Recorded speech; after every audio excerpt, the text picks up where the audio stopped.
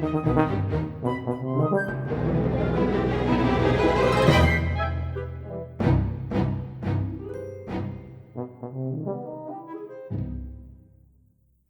so in this episode, we're going to go over memorization of the melodic minor chords only. I have a course on how to use these kind of chords in most basic triad forms and whatnot at Behind the Score. I'll leave the link here because these chords can produce very, very lovely sounding sequences by themselves without even using natural minor. But we're also going to make a few arguments here on a couple of things and why you'd want to go and memorize all of this through all 12 roots. One of the reasons right off the bat, if somebody says, what's the 4 chord of A melodic minor? And you'll say D major, okay? That's one reason. You'd want to know that right away.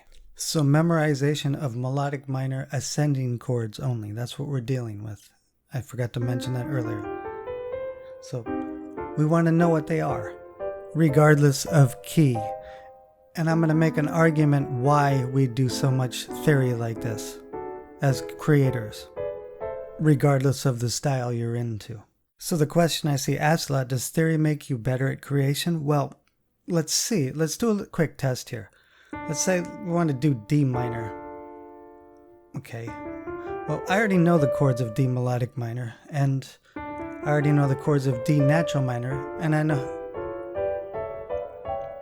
Just going through them real quick. To top it off, I know them so well that I already know how to combine both scales. But let's say you don't. Let's say you have no theoretical training. You're going to be guessing, okay, you're starting in D minor. Okay, where can we go? Well, that doesn't seem to work out. It's a nice, cool effect, but we're trying to create a smooth, lovely progression. Well, that didn't work out either. So you're sitting here guessing. Okay. Well, that might work out for something, but when when you sit here and peck and guess, it takes a long time. But if I just do this, random improv.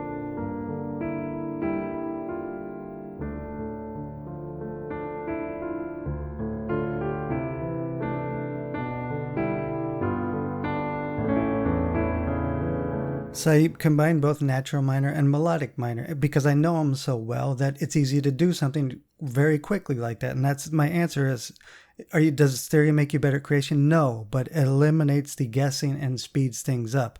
I can immediately go to the feel I'm looking for very quickly. With theory, I can also do very quick modulations from C to D flat if I want to via pivot chords.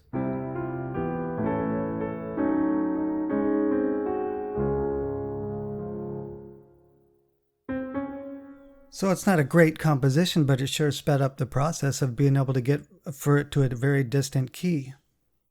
So that's my personal argument for this particular topic on all this memorization and theory, is it does speed things up for me and it makes things drastically easier. So let's do something to memorize melodic minor chords. I'm just going to hit step record on the notation program, and I have 2 bars intentionally. I put an A flat in there, that's wrong. Make sure it's notationally correct. Okay, that should be a G sharp. Remember, triads have to be stacked in thirds to be read correctly. Now play it back.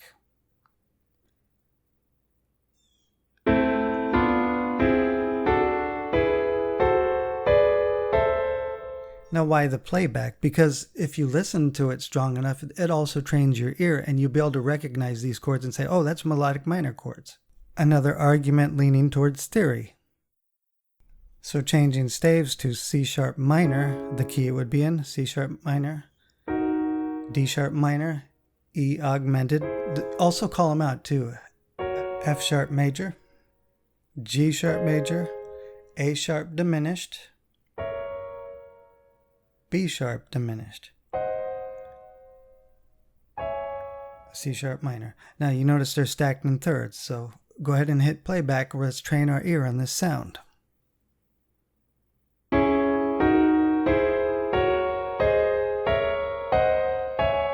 So the ear starts to hear the chord colors, the chords of the scale you're using, etc., etc., which for me is a plus on the theory side.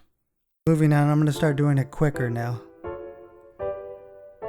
Make sure the notation doesn't make any mistakes. You have all third stacks, not some kind of weird spelling of a triad.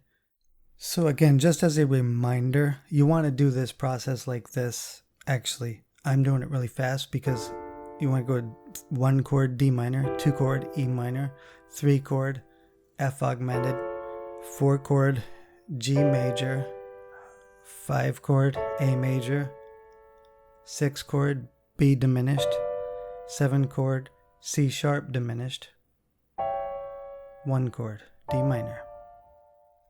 So we're going to do one more, and we're going to go ahead and choose D sharp minor. This is going to give us some funky spellings. So what I mean by that, we're going to have D sharp minor, E sharp minor, F sharp augmented, G sharp major, A sharp major, B sharp diminished, C double sharp diminished. So also in this process, you may want to ask yourself what's the relative major of all these minors, and it would be F sharp major in this case. Now our playback for ear training. Listen for mistakes and listen intently. So this will really get the sound of the scale's chords in our head. Again, this is a really good reason to do this and learn theories because we're also ear training at the same time. So now what you want to do is just repeat this process on all the following degrees until you get back to, I believe we started at C, so you just want to keep going, okay, but at a much slower pace and also calling out the chords. And use the step function in your notation program, and in fact, create a chart of all 12 roots to use as a practice chart. Again, make sure to do this in all roots and do stuff like E flat minor as well too. So again, I'm going to go with the eliminate guessing and speed things up because that's what I prefer. If I want to do a 1, 4, 5 in F melodic minor, or if I want to create some kind of harmonic sequence, I don't know, I just want to move some kind of harmonic sequence around using this pattern.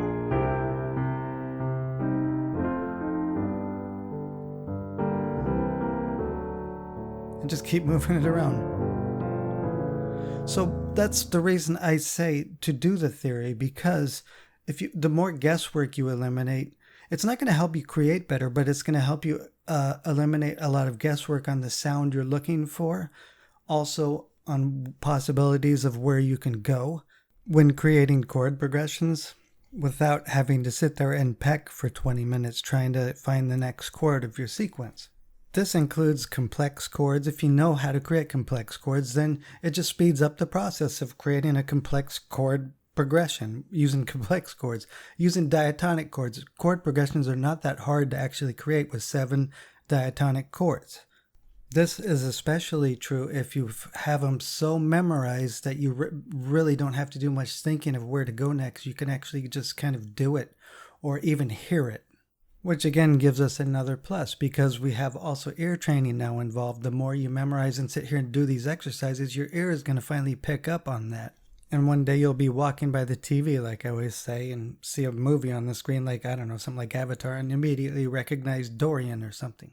That's a byproduct of all this memorization and exercises. So again, the argument, knowing something, no, it won't make you a better creator. Only creating does, but it will speed things up and you will know what kind of sound you're looking for, and you'll actually know how to get there much quicker because the problem-solving aspect of guesswork is eliminated and replaced with choices.